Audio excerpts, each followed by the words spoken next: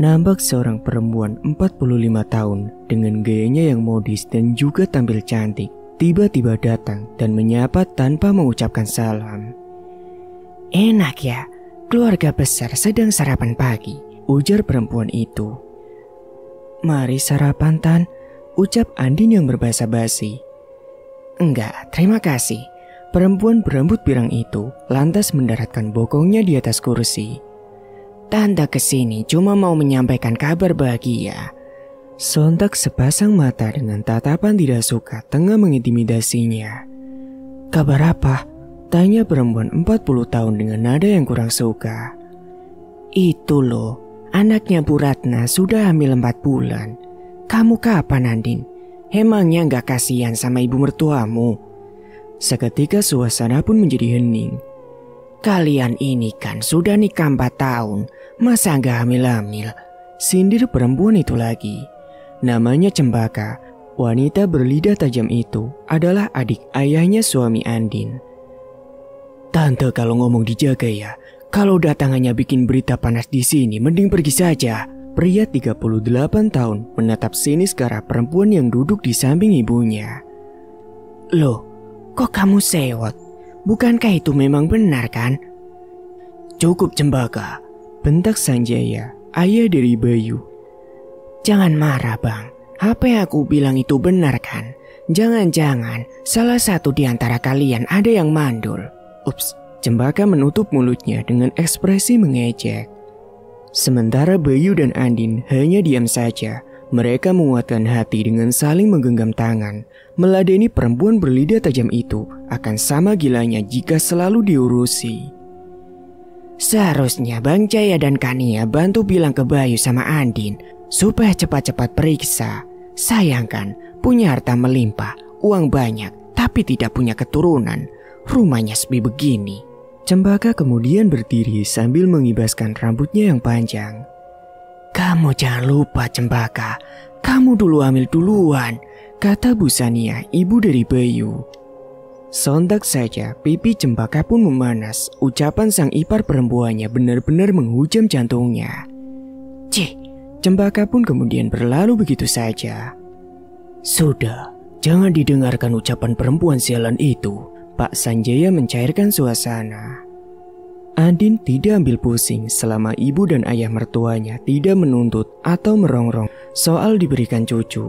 Toh selama ini kehidupan mereka baik-baik saja dan bahagia. Andin sudah 4 tahun membina rumah tangga dengan Bayu, laki-laki yang sangat dia sayangi. Selama itu pula mereka saling menguatkan. Hinaan dan cacian dari Cempaka ataupun orang lain, mereka selalu hadapi bersama. Memang usia Andin sudah memasuki kepala 3, tapi mau bagaimana lagi jika Tuhan belum memberinya keturunan. Andin dan Bayu juga sudah berusaha berobat ke sana kemari.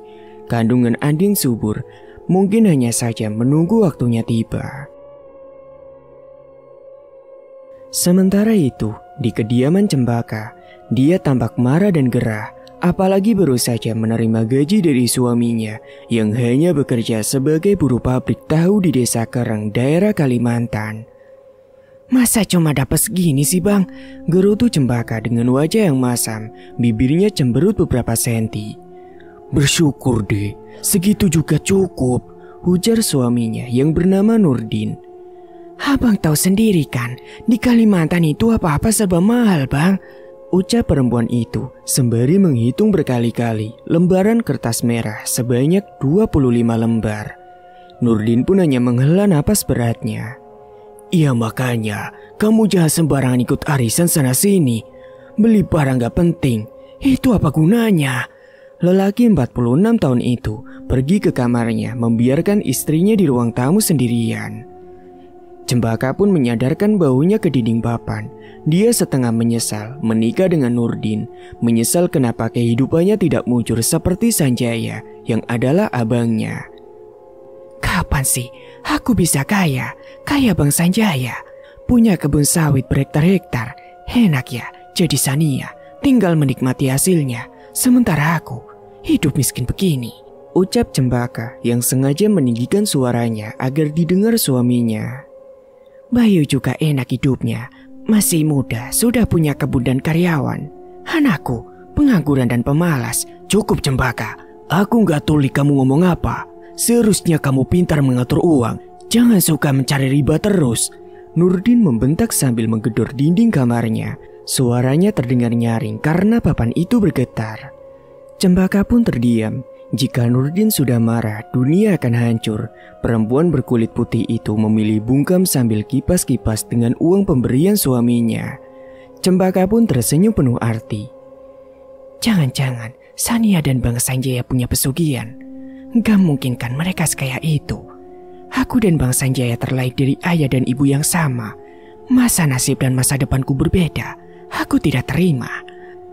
Bibir Cempaka pun terangkat sebelah membentuk senyum simetris seperti orang penuh dendam dan kebencian. Singkat waktu, pukul 1 dini hari, Andin menangis di balik bantal yang menutupi separuh wajahnya. Hal ini terjadi hampir setiap malam. Hinaan adik ayah mertuanya sangat menyakiti hatinya. Siapa yang tidak sakit? Hinaan itu selalu dilontarkan untuk dirinya. Selain dari keluarga juga hinaan dari orang luar selalu dia terima. Seharusnya sesama perempuan harusnya saling mengerti bukan saling menjatuhkan mentalnya. Sayang, panggil suaminya dengan cemas. Kamu kenapa? Andin berhambur memeluk tubuh kekar di sampingnya. Jangan dipikirkan, selama aku masih ada di sampingmu, mendukung dan juga menyayangimu, tidak masalah.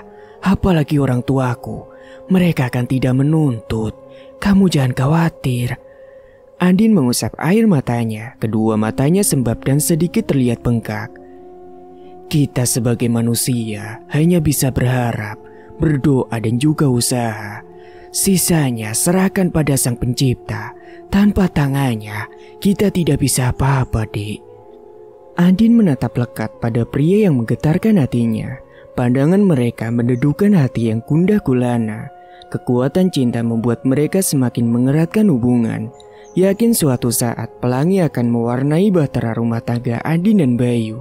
Kelak dengan hadirnya seorang anak untuk mereka berdua. Singkat waktu, paginya Andin pun menjalankan rutinitas seperti biasa.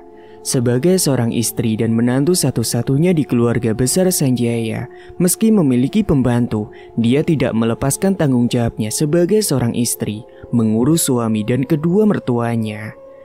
Andin pergi keluar komplek untuk membeli sayur. Dari jauh dia sudah melihat Cempaka dikelilingi ibu-ibu tukang gosip. Ingin rasanya dia putar balik, tapi... Mau beli apa Andin? Ini loh, banyak sayuran segar dan menyehatkan kandungan. Sindir Cempaka. Belum apa-apa, sindiran kecil itu sudah menyapa si Andin. Andin pun terpaksa menghampiri tukang sayur yang sudah dikelilingi ibu-ibu. Ada kecambah, konon ini penyubur kandungan supaya kamu bisa cepat hamil, kata perempuan 45 tahun itu dengan nada menyindir. Dia menggeser satu kresek putih berisi kecambah. Semua mata tertuju pada perempuan 30 tahun itu. Andin diam saja sambil menunduk. Kedua tangannya memilih sayur yang akan dia beli. Hatinya benar-benar panas. Ingin rasanya menjambak rambut pirang itu. Ibu kata siapa? Tanya yang lain yang juga ikut memanasi. Ya kata saya lah. Misalnya banyak pakan kecambah, kalau mandul ya percuma. Dan sekali-kali coba diperiksa ke dokter, kamu atau Bayu yang mandul. Atau jangan-jangan kalian sama-sama saja mandul. Cempaka menatap tajam ke arah si Andin. Andin hanya terdiam. Dia tidak menyauti ucapan perempuan berbisa itu. Dan setelah memilih sayur dan ikan, Andin pun cepat-cepat membayar semua belanjaannya. Ditanya kok malah diam saja. Andin berbalik menatap Cempaka, lalu dia tersenyum lebar. Seharusnya yang diperiksakan itu lidah tante, supaya kalau bicara tidak salah-salah. Andin berbalik dan pergi. Dasar setan, anak muda zaman sekarang tidak punya sopan santunnya. Dikasih tahu malah, udah biarkan aja bu, sahut yang lainnya yang juga menertawakan si Andin. Oh iya, kalian merasa gak sih kalau mertua Andin itu pakai pesugihan? Ucap Cempaka yang memulai gosip barunya. Gosip pun semakin memanas padahal matahari belum di atas kepala mereka. Cempaka menggiring opini dan berita palsu pada orang-orang. Ada yang percaya, ada juga yang tidak, karena mengenal baik bagaimana keluarga Sanjaya di warga sekitar. Berita tentang Bayu dan Andin yang mandul pun akhirnya tersebar luas, termasuk berita tentang pesugihan yang tidak masuk akal itu. Dan singkat cerita, dimanapun tempatnya, Andin sering dicemooh Cempaka. Semua perkumpulan ibu-ibu tukang gosip, tongkrongan arisan, dan juga warung-warung pun menjadi sasaran empuk bagi perempuan 45 tahun itu menyebarkan berita negatif. Awalnya Andin, Abe, dan Acu, tapi lama-kelamaan mentalnya sakit dan jatuh. Dia sampai kehilangan bobot badannya karena nafsu makannya turun. Andin pun jatuh sakit karena kepikiran. "Dek, kita berobat yuk." Bayu senantiasa di sampingnya. Andin menggeleng pelan, wajahnya yang cantik tampak pucat dan layu.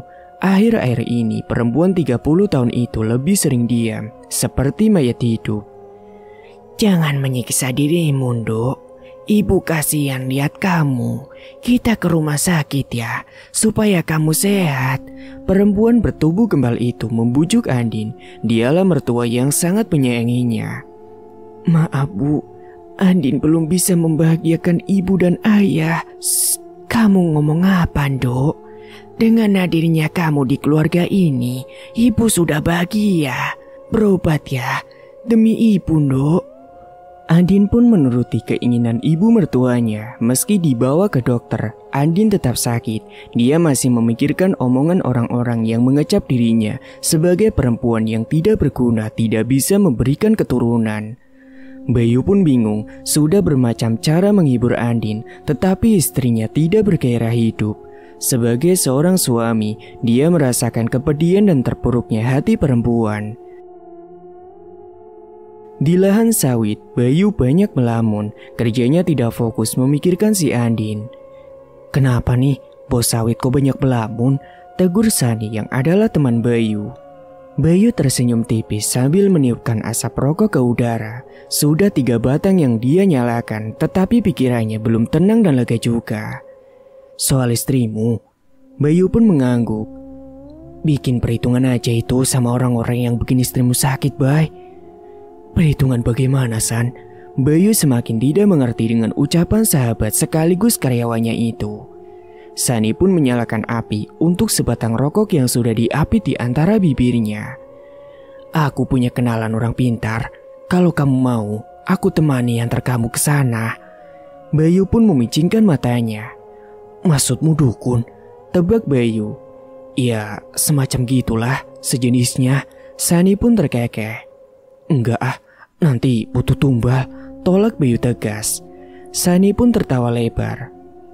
"Ya, cuma bikin jerah saja, Bay. Jangan dibikin mati. Lagi pula bukan pesugihan atau mengikat perjanjian. Hanya teguran kecil supaya yang mengganggu istrimu itu bakalan jerah." Bayu pun termenung. Sebelum mengambil tindakan, dia harus berpikir jernih supaya tidak salah jalan. Tiba-tiba telepon genggamnya berdering nyaring dari dalam saku celananya. "Ibu." Bayu pun menjawab telepon dari ibunya. Terdengar di ujung telepon suara Andin yang sedang menangis. "Baik, Bu. Bayu akan pulang sekarang." Bayu pun kemudian bergegas pulang karena terjadi sesuatu yang buruk pada istrinya. "Pikirkan lagi, Bay," teriak Sani sebelum lelaki 38 tahun itu mengendarai kuda besinya lalu menghilang di ujung jalan setapak perkebunan kelapa sawit. Singkatnya, sesampainya di rumah, Bayu melihat pemandangan yang mengiris hatinya. Andin tampak kusut, rambut acak-acakan dan kedua matanya bengkak karena menangis. Perempuan itu menangis di sudut kamarnya. "Ada apa, Dek? Cerita sini sama Mas." Bayu memeluk Andin dan menenggelamkan wajah Andin ke dadanya yang bidang. "Tante Cempaka, Bang. Dia..." ucap Andin terbata-bata. "Dia bikin ulah lagi?" tanya Bayu menahan dada yang bergemuruh. Dia tahu pasti perempuan berlidah tajam itu mengganggu Andin lagi. "Iya, aku..." tangis Andin semakin menjadi-jadi. "Lebih baik kita berpisah saja, Bang, daripada keluarga ini malu gara-gara aku. Aku tidak bisa memberikanmu keturunan, Bang." Jangan bicara begitu, Dek. Itu tidak baik. Kedua mata Bayu berkaca-kaca mendengar ucapan Andin. Ceritakanlah, apa yang membuatmu menangis? Andin pun menatap lekat suaminya. Dia menarik napas pelan kemudian mulai bercerita. Kata tante, aku wanita tidak berguna. Aku mandul, miskin dan juga menyedihkan. Dia mempermalukanku di pasar, Bang. Aku tahu tidak ada yang kenal denganku, tapi haruskah aib ini disebarluaskan? Bukankah itu tidak perlu, Bang? Tante juga bilang, kandunganku tidak subur karena calon bayinya hilang digunakan tumbal oleh ayah, Bang. Kurang ajar. Bayu mengepalkan tangannya. Bahkan semua orang mencibir dan mengolok-olok aku, Bang. Aku sudah cukup sabar. Sabar, Dek. Nanti aku buat perhitungan sama perempuan sampah itu. Kamu tenang aja. Andin diam saja. Hatinya masih terlalu sakit seperti dicabik-cabik menggunakan belati yang tajam. Bayu pun beranjak pergi. Tawaran yang diajukan Sani sepertinya cukup efektif membuat wanita 48 tahun itu akan jera karena ucapannya sendiri. Bayu bukan tipe orang yang penyabar, apalagi ini menyangkut pasangannya. Sebelum menemui Sani, Bayu mengunjungi Cempaka di rumahnya. Wah, ada apa nih datang ke sini? Ujar Cempaka sambil memoleskan lipstik merah cabai di bibirnya. Salah apa Andin sama tante? Kenapa mengganggu dan menghinanya di depan orang-orang? Herdik Bayu sambil bertolak pinggang, matanya melotot disertai dada yang bergemuruh. Cempaka gelagapan, dia tidak menyangka jika keponakannya semarah itu. Memangnya Andin mengadu apa ke kamu, ha? Perempuan itu pura-pura tidak tahu apa yang terjadi. Kalau Bayu perempuan, sudah aku jambak rambut tante itu sampai botak. Pertengkaran sengit itu disaksikan banyak orang. Bayu tidak peduli. Loh, kenyataannya memang begitu kan? Kamu atau Andin mandul? Kalau enggak, ya jangan marah-marah lah. Cempaka berdiri di depan rumahnya. Dia sama sekali tidak merasa bersalah. Oh, begitu ya. Tante jangan lupa ya, kalau tante hamil di luar nikah dan anak yang tante kandung bukan anaknya Om Nurdin. Jangan lupa itu, tante. Apa? Nurdin terkejut mendengar ucapan Bayu.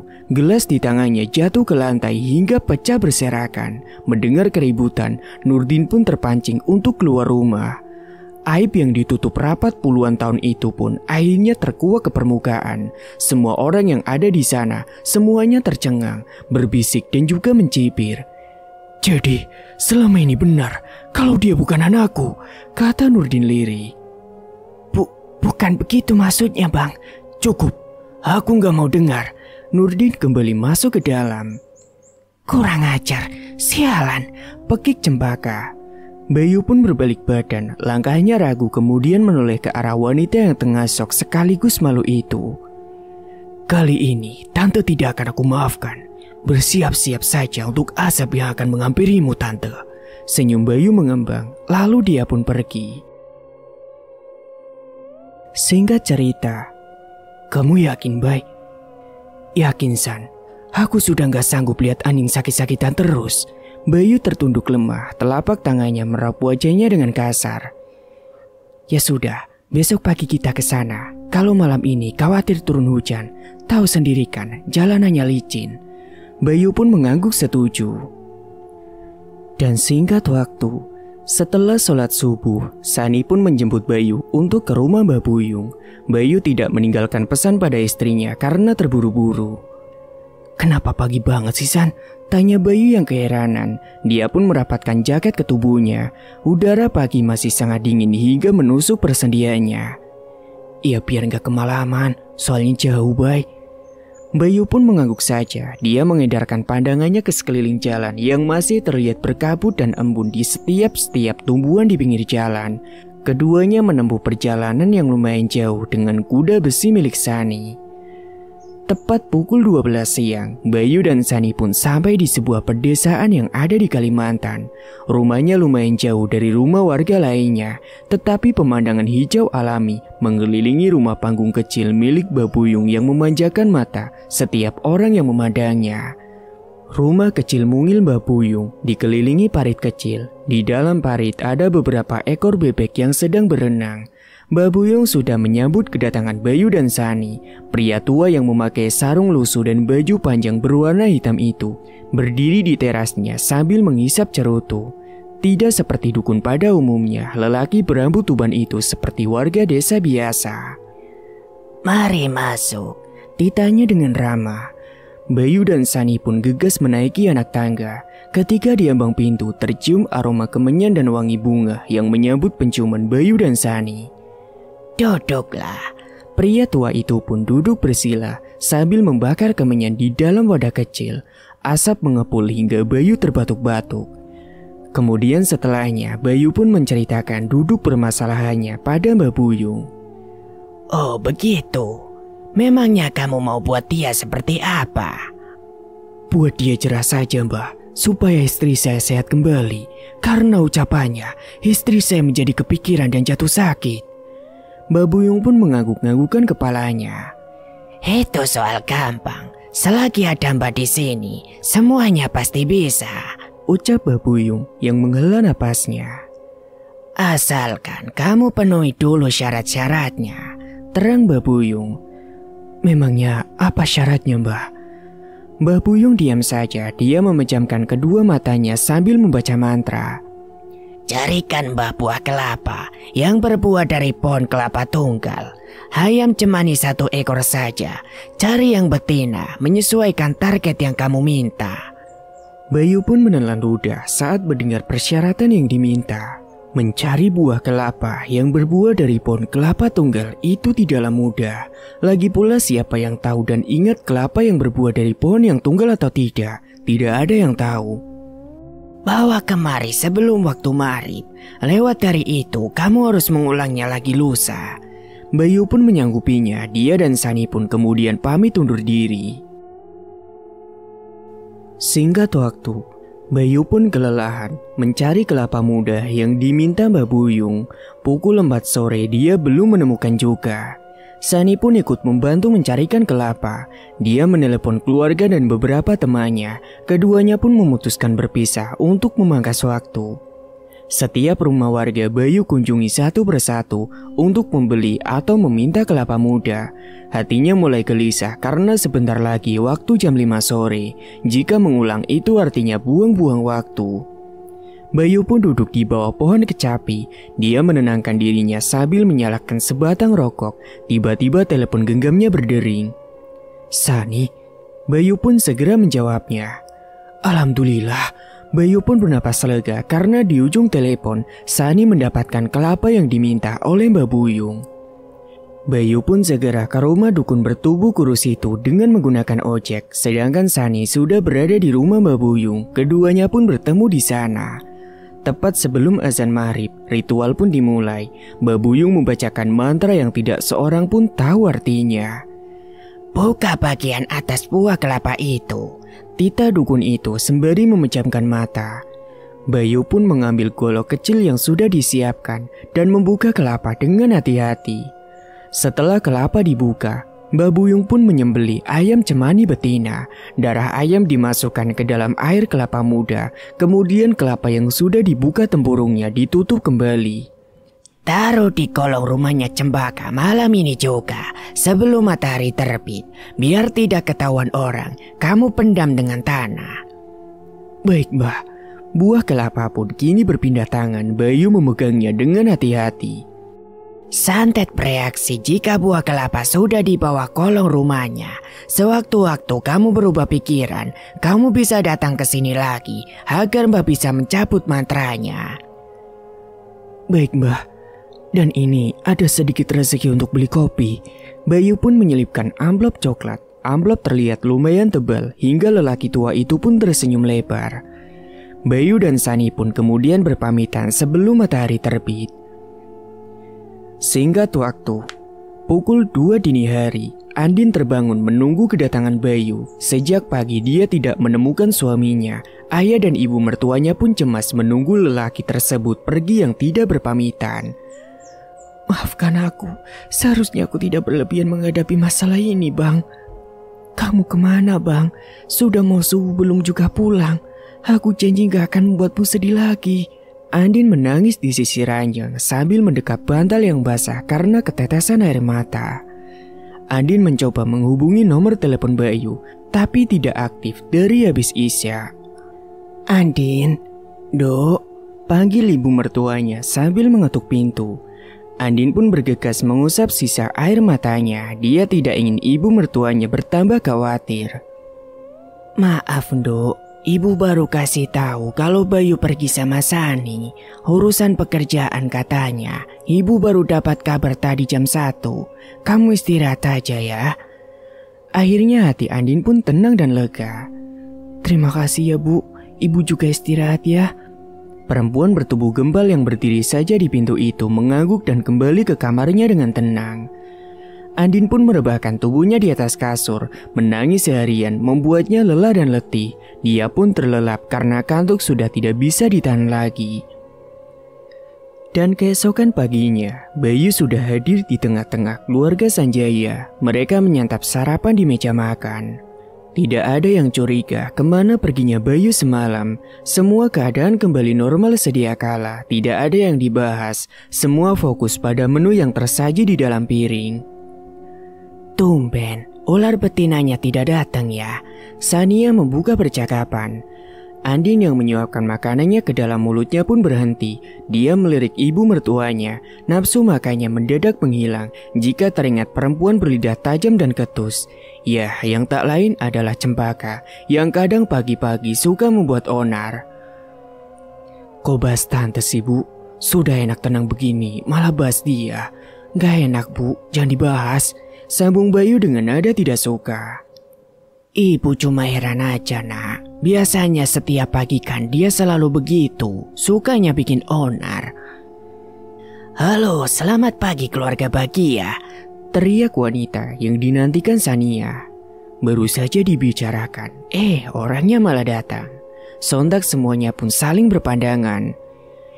Wah, rutinitas biasa ya, makan bersama orang kaya, ujar Cempaka sambil cengengesan.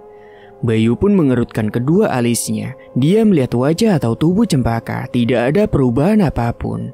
Seharusnya ada yang berubah, minimal sakit. Seharusnya mantra Babuyung sudah manjur. Atau jangan-jangan itu gagal. Begitulah batin Bayu kala itu. Bang, aku pinjam uang dong, kata Cempaka terus terang tanpa basa-basi. Sanjaya menatapnya dengan tatapan dingin. Tidak cukup 1 atau 2 kali adiknya meminjam uang hampir setiap hari hingga lelaki 48 tahun itu terasa bosan dengan sikap adiknya itu.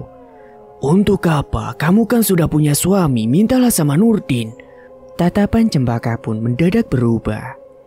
Ayolah bang, aku butuh untuk memeriksakan kandungan. Aku tahu aku wanita sudah berumur, tapi tidak ada salahnya kan diperiksa lagi. Barangkali aku bisa hamil lagi. Hitung-hitung balapan samaan. Diam tante, bentak Andin memotong ucapan Cempaka yang dianggap sudah keterlaluan. Loh, kok kamu marah? Cempaka mulai meninggikan suaranya. Jelas saja aku marah.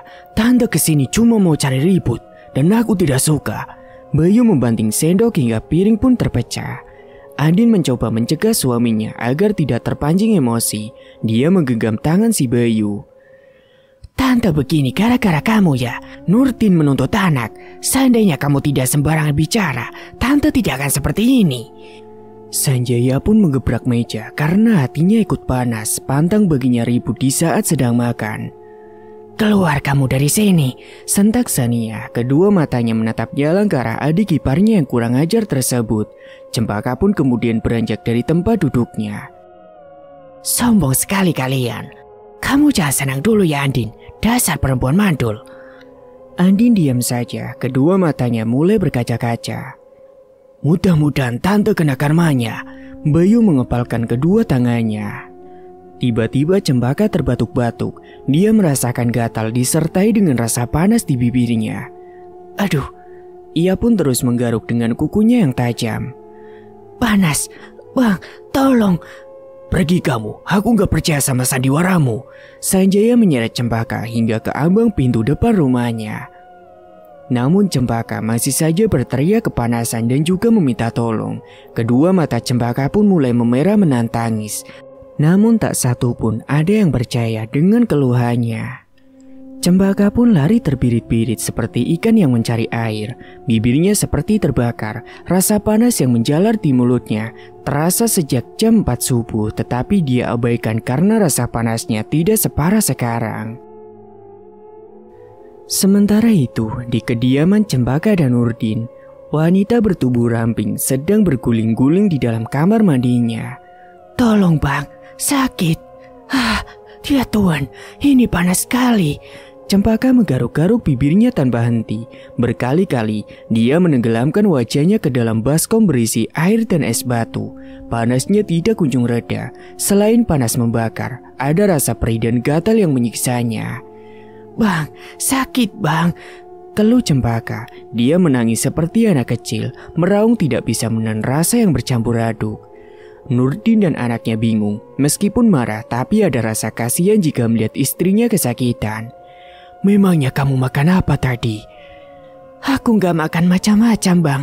Abang tahu sendiri kan, kalau aku gak punya riwayat alergi sama makanan. Nurdin bingung harus berbuat apa. Sudah mencoba membelikan salep pereda nyeri, nyatanya tidak meredakan rasa sakit yang diderita Cempaka. Kalau begitu kita ke rumah sakit sekarang. Gak ada uang bang. Cempaka membasuh wajahnya lagi sampai bajunya basah kuyup. Gak ada. Lalu kemana uang yang aku kasih? Habis bang. Astaga Cempaka, memangnya kau gunakan untuk apa? Bayar arisan sama tagihanku lah. Memangnya uang segitu cukup? Bentak Cempaka dengan kesal, bahkan tidak merasa bersalah. Dia berpikir, sedang sakit kenapa malah diinterogasi berlebih-lebihan. Emang istri tidak berguna. Nurdin mengusap wajah dengan kasar. Dia memilih pergi membiarkan istrinya berguling-guling sendirian di kamar mandi. Singkat waktu, sudah pukul 12 malam, Cempaka dan Nurdin tidak bisa tidur.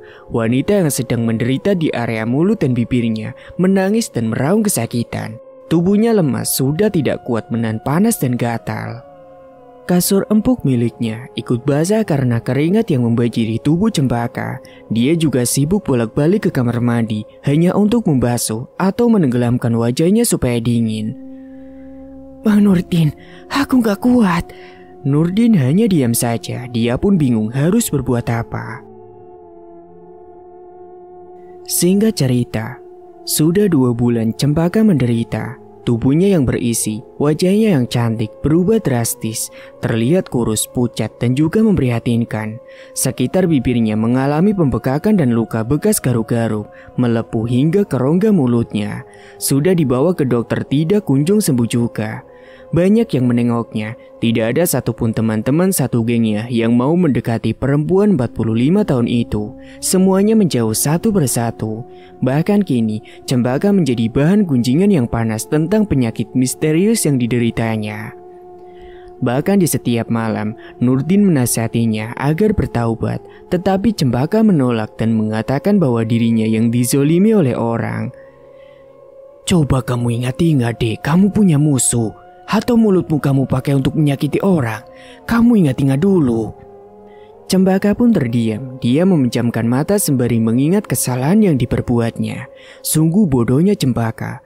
Mulut selamis itu dia tidak sadar dengan kesalahannya sendiri. Sementara itu, keluarga Sanjaya sedang diselimuti kebahagiaan. Andin dinyatakan sedang mengandung cucu pertama sekaligus anak pertama dari pasangan bahagia. Rumor mandul tentang dirinya akhirnya bisa dipatahkan dengan keajaiban dari Tuhan. Semua orang yang dulunya menghina kini menjadi bungkam. Bahkan ada yang menyesal telah menyebarkan gosip murahan itu, yang bersumber yang tak lain dari bukan adalah dari Cempaka. Kebahagiaan yang dirasakan keluarga Sanjaya terendus oleh Cempaka yang sedang menikmati sakitnya. Dia menyesal mengatai Andin mandul. Seharusnya sebagai keluarga harusnya mendukung dan merangkul dari keterpurukan, bukan menambah kesedihan hingga mengakibatkan mental seseorang jatuh. Bang, aku banyak salah sama Andin dan Bayu bang. Lirih Cempaka pada suaminya. Nurdin pun merasa iba. Dia menggenggam erat tangan Cempaka. Sebagai seorang suami, dia gagal mendidik istrinya agar tidak menyakiti orang lain dengan perkataan dustanya. Di sisi lain, Andin tidak sengaja mendengar obrolan Bayu dan Sani, sebab mengapa Cempaka menjadi sakit-sakitan. "Abang," panggil Andin pelan. Bayu pun menoleh dan mendekati istrinya.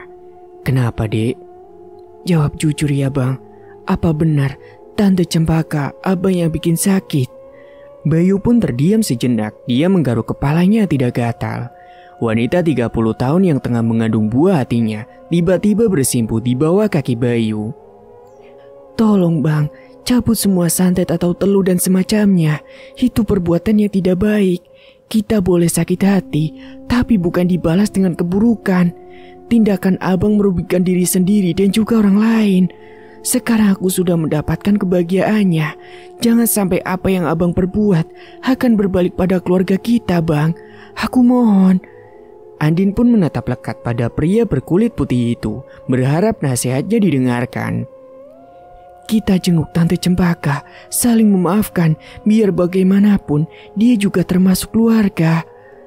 Bayu pun kemudian menyetujui saran Andin. Dia juga meminta maaf pada perempuan berbadan dua yang sangat dicintainya itu. Bayu dan Andin pun mengunjungi Cempaka. Mereka terlihat syok dan sedih melihat keadaan perempuan 45 tahun yang hanya terbaring lemas. "Bayu, Andin, maafin Tante ya." Cempaka ragu memeluk kedua keponakannya. Namun Andin justru memeluknya terlebih dahulu, tidak merasa jijik atau risih dengan kondisi Cempaka sekarang ini. "Kami juga minta maaf Tante." Bayu pun kemudian ikut memeluknya. Tangis haru mewarnai keluarga bahagia itu. Penyesalan dan kata terima kasih pun terlontar dari mulut Cempaka. Cempaka sambil berurai air mata mengelus perut Andin dengan pelan. Dan singkatnya keesokan harinya, Bayu pun meminta Sani untuk menemaninya ke rumah Mbak Buyung. Sesampainya di sana, Mbak Buyung menyambut mereka di teras. Mbak Buyung sudah tahu maksud kedatangan keduanya. "Mantra sudah Mbak cabut. Kamu tinggal menggali kelapa yang kamu pendam dan buanglah ke sungai," tutur Mbak Buyung. Dan setelah semuanya selesai, sesuai yang diarahkan Mbak Buyung, kesehatan Cempaka pun mulai membaik. Perempuan 45 tahun itu berjanji akan menjaga lisannya dan tidak akan berucap sembarangan lagi. Dan singkat cerita, Andin pun melahirkan bayi laki-laki. Tentu saja hal itu disambut sukacita oleh keluarganya. Dan kini kehidupan mereka pun berakhir dengan bahagia. Tamat, cerita pun selesai. Dan itulah ending dari cerita kali ini. Terima kasih bagi kalian yang sudah menyimak cerita dari awal sampai selesai. Dan jangan lupa nantikan cerita berikutnya yang akan Mang Ripan bawakan, yang tentunya tidak akan kalah menarik. Sekian dulu dari Mang Ripan. Wassalamualaikum warahmatullahi wabarakatuh.